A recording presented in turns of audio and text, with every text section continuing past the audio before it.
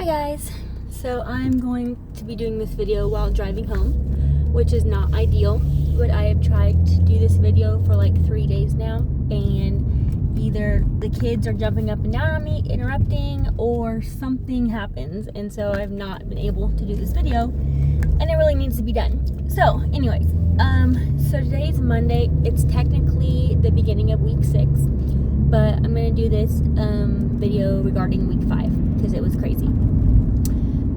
So I did do a little update video of me in the hospital over week 5.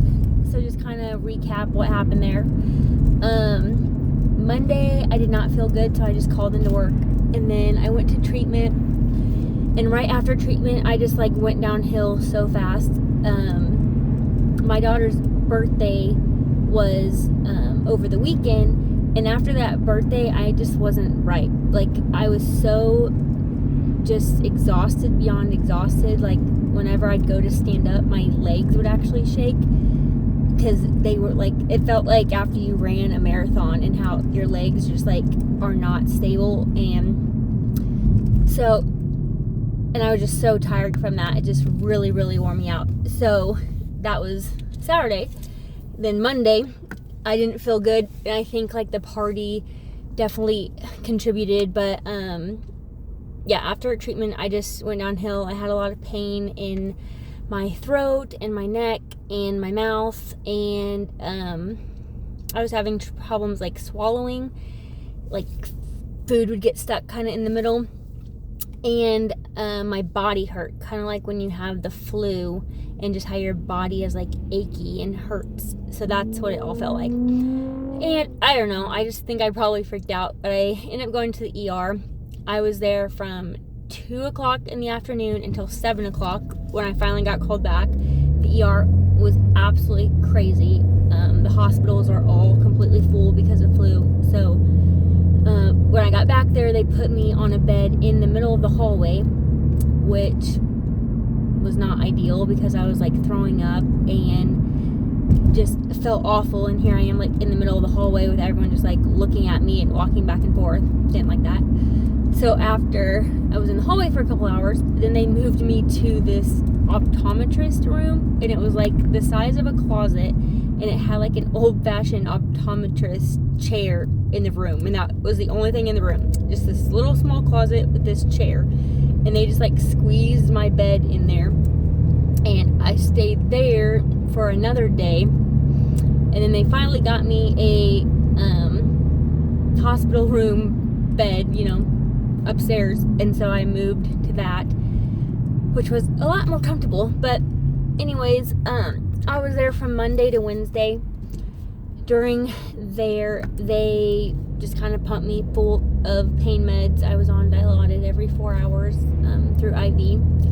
And then they had a speech therapist come talk to me. And she basically explained that, you know, since the radiation is hitting this side, it's damaged the muscles on that side of my neck. And why that's important, which I didn't know, is that the muscles in your neck like contract, and that's what like brings the food down into your stomach.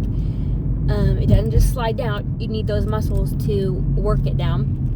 So that's why I was like choking, is because only one side of my neck was working, so the food couldn't get down. So, and then also with radiation, it's on my gland, it's on my salivary gland, and so because of that, I don't make as much saliva now, and the saliva that I do have is like kind of thick. And so, didn't also really realize this, but the saliva is what lubricates the food to like get to the back of your mouth. It like helps slide it to the back, but it also helps slide it down your esophagus. So that's why swallowing is easy. You have a muscle that's pulling it down, and you have it lubricated. I did not have either one of those. So my throat pain, plus just honestly not having enough saliva, made swallowing really difficult and painful.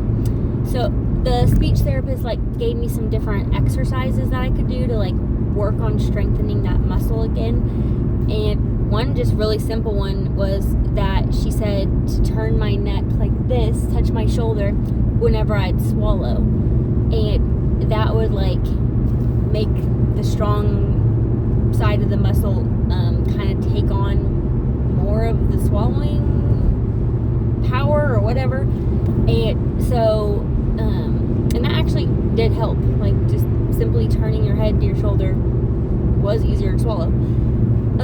And then I had a dietitian come in, and she gave me a bunch of these disgusting shakes that I have to drink, and we talked about calories, because I hadn't eaten in like, I don't know, like 4 days, 5 days, something like that, because A, it was just too painful, but B, you also lose your appetite with radiation. Like, I've just not had any appetite.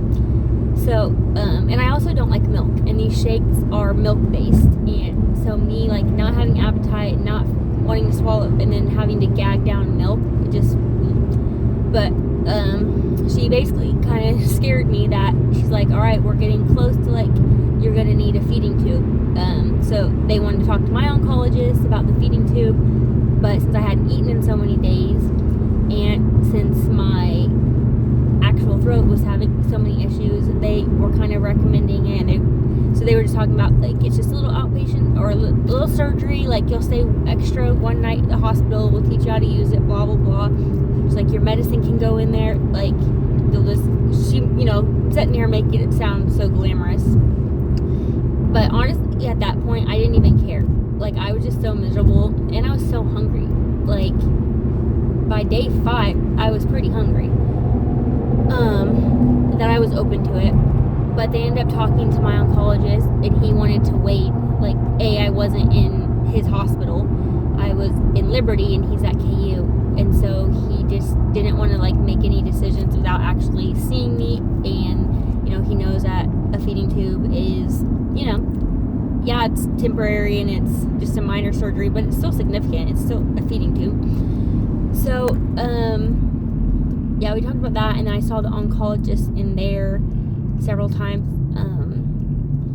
I was worried because I had missed radiation, and so I'm like, is that going to affect my treatment? You know, what's going to happen? Like, am I going to have to make these up? Is it okay to miss? So I was freaking out about that. But other than that, I basically was just in there for pain control, and I don't even know. I was taking like 8 different meds while I was in there. Like, I was taking like a lidocaine shot where I just drank pure lidocaine, and it numbed me completely down. And then I had Magic mouthwash, which I think also has lidocaine in it, but it has other stuff too. And you swish that around and gargle it, and you spit that out, and that numbs everything in your mouth and top of your throat. I was on scheduled Dilaudid IV, and then I also had pain pills of oxycodone. And then they gave me 2 iron infusions.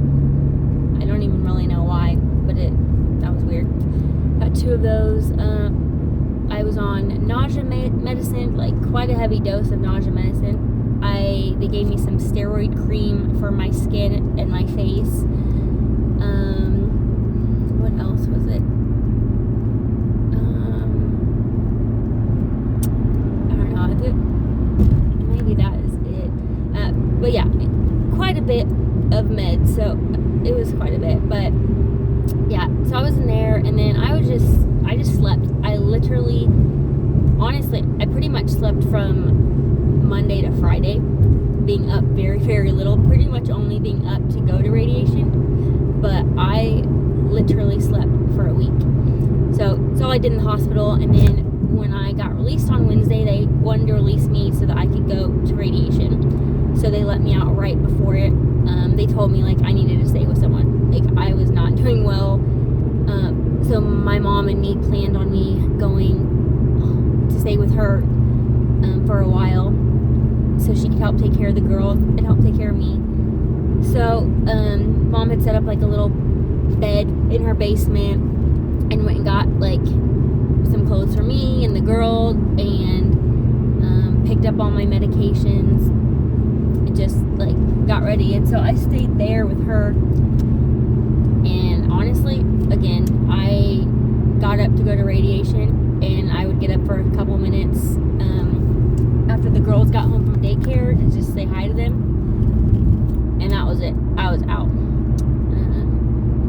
Friday evening, I started feeling a little better, and I actually stayed awake. I ate some dinner, and I watched a movie with the girls. So that was by far the most active I had been. So Saturday, I felt good enough, and I was just ready. Like, I hadn't been home in a week. Evelyn had dance practice. She had a birthday party. I just had a bunch of errands I needed to do since I had checked out for an entire week. I wanted to go to work next week, so I wanted to get prepared for that. Like laundry, just, life. So, but I knew once I came home that I couldn't take the pain medication because I would be driving the babies and I couldn't just sleep all day. Obviously, I had to take care of the kids. So I was a little scared of that, but honestly, like I said, today's Monday and I didn't take any pain pills Saturday or Sunday, and doing pretty good. I still am getting kind of fatigued. My mouth and throat are doing a lot better. I'm pretty much able to eat again, and I'm able to talk again. That's the other thing. Like, my voice was pretty much gone while I was in the hospital. So that is all kind of good and back to normal. And I went to work today, and I had so much to catch up on. Like, just checking out of your life for a week is not ideal.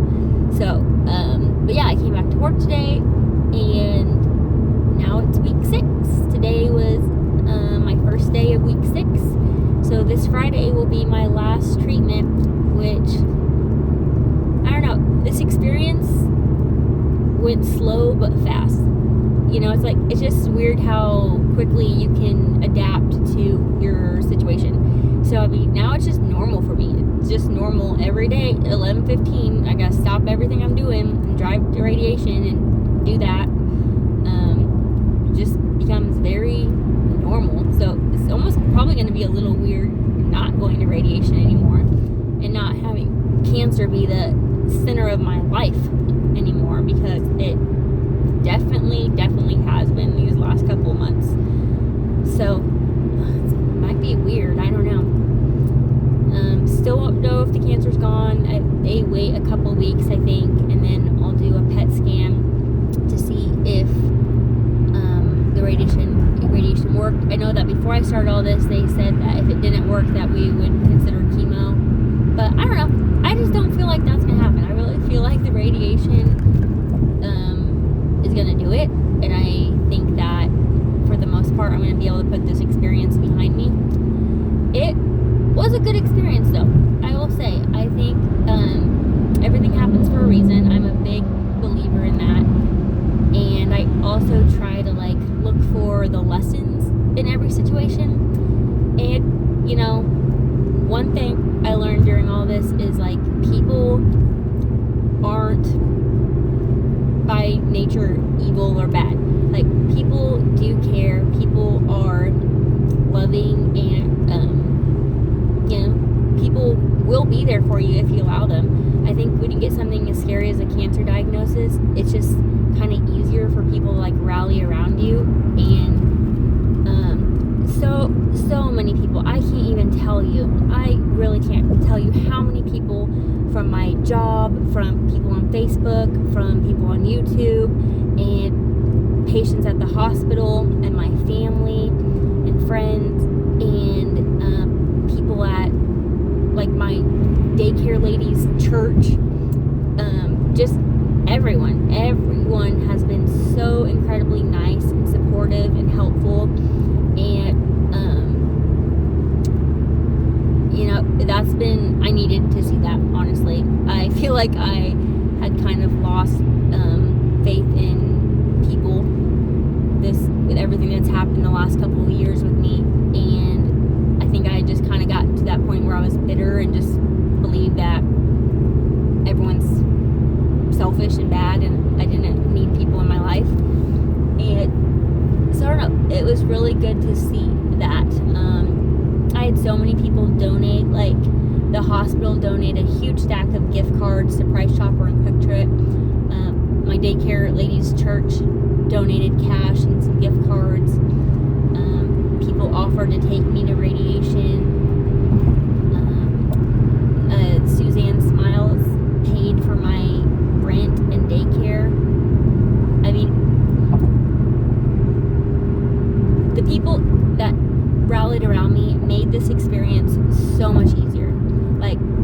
pretty much all the stressors off my plate. And so really the only thing I have had to worry about is the actual treatment and cancer part. Like, haven't had to worry about bills, haven't had to worry about who's taking care of my kids, haven't had to worry about, am I going to get fired from my job because I'm sick and having to take off, you know, not having to worry about, you know, just anything, really. I mean, everything, all my needs were met.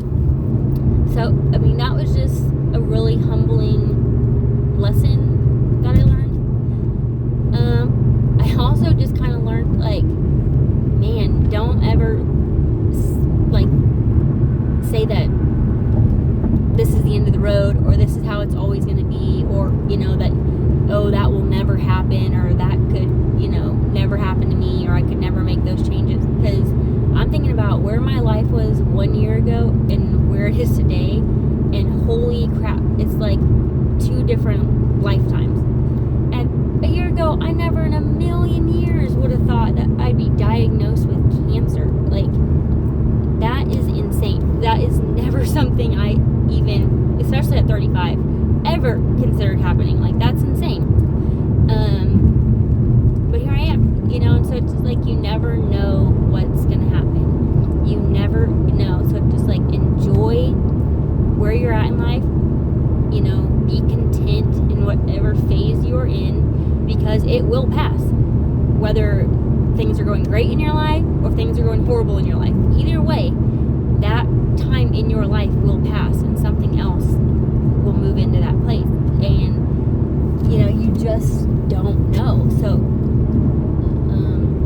yeah, I just think not taking it for granted and not discounting, like, what I'm capable of or the direction my life can take.